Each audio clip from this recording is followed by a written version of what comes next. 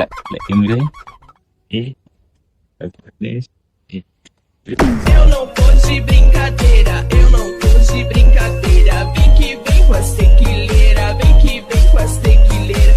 Eu não tô de brincadeira, eu não tô de brincadeira. Get your hands up, get your hands up, get your hands up,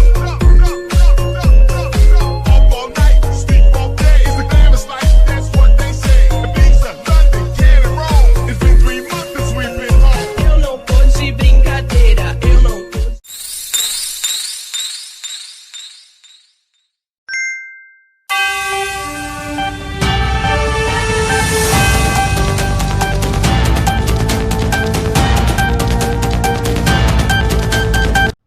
Assalamualaikum dan selamat malam.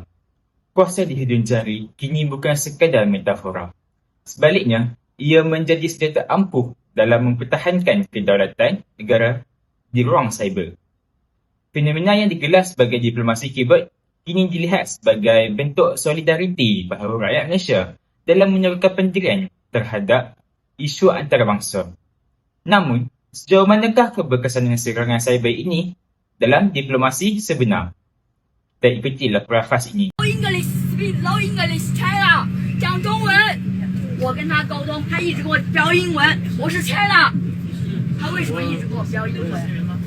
国际航班的人连中文最基本的中文都不会讲，讲不明白，他为什么做什么服务行业？为什么他们没有一个人会讲中文？第一时间解决问题，只是需要他们沟通一下。 Istilah ini bukan lagi asing di telinga masyarakat. Dari isu pencerobohan kedaulatan hinggalah pada solidariti kemanusiaan di Palestin.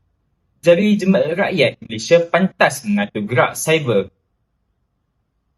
Diplomasi keyboard merujuk kepada tindakan kolektif pengguna media sosial yang membanjiri ruangan komen pemimpin dunia atau organisasi antarabangsa bagi menyatakan protes atau sokongan. Keberanian netizen kita di media digital sememangnya luar biasa. Namun, biarlah setiap ketukar papan kekunci itu membawa suara kebenaran yang dihormati dunia. Bukannya sekadar emosi yang membuta tuli. Jadi, mari kita kawal tawas seterusnya untuk termobil kepada beberapa orang.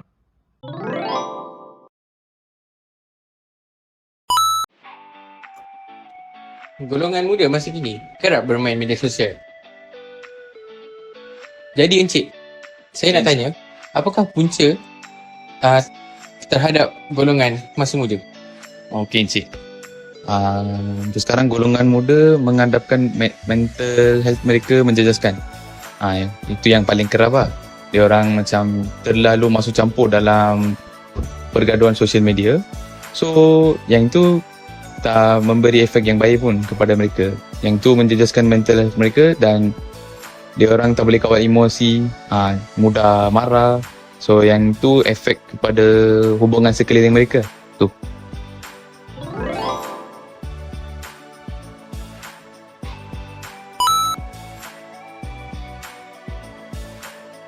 Masalah ini semestinya memberi kesan terhadap masyarakat. Jadi Encik, apakah kesannya terhadap masyarakat? Okay, bagi pendapat saya, diplomasi keyboard ni memang telah memberi kesan lah kepada masyarakat kita. Lebih lagi bila teknologi ni semakin maju, kita punya media sosial lah telah memudahkan tersebarnya maklumat-maklumat kan. Tapi ia juga telah memberi kesan buruk kepada maklumat yang disebar, sebab kadang-kadang setiap orang tu dia ada bertindak di luar kawalan ataupun batasannya, sehingga menyebabkan fitnah telah tersebar luas hingga ke muka dunia. Ya, itu saja pendapat saya.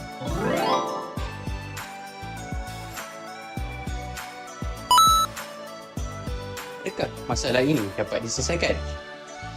Jadi Encik, saya nak tanya, apakah penyelesaian bagi masalah ini? Bagi menyelesaikan masalah ini, yang pertama sekali, kita perlu elakkan menyebarkan maklumat palsu dan sensitif terhadap seorang ini kepada orang lain. Yang kedua, gunakan kata-kata sopan dan profesional semasa berkomunikasi dengan rakan kita ataupun orang lain. Yang ketiga pula, kita amalkan sikap toleransi dan hormat semasa bercakap dengan orang luar, orang tua. Last sekali, kita fokus untuk menyelesaikan masalah supaya tidak melakukan sebarang pergaduhan ataupun bersalahfahaman each other lah, sesama orang, dengan rakan ke, dengan orang lain ke. So the moral of the story is give respect, take respect.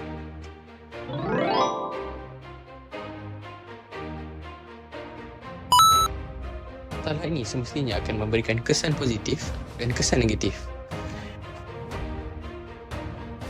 Ini cik, ya saya. Bolehkah saya tahu apa kesan positif dan kesan negatif terhadap masalah ini?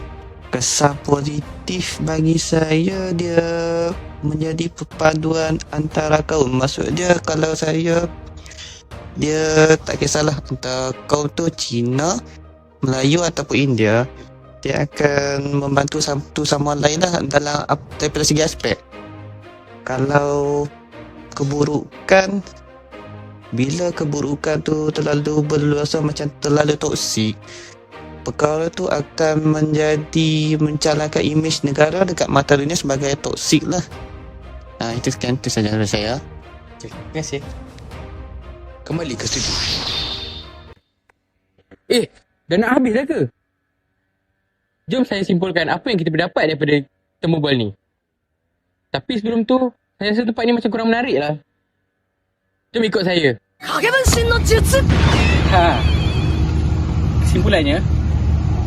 Kesimpulannya, diplomasi keyboard ni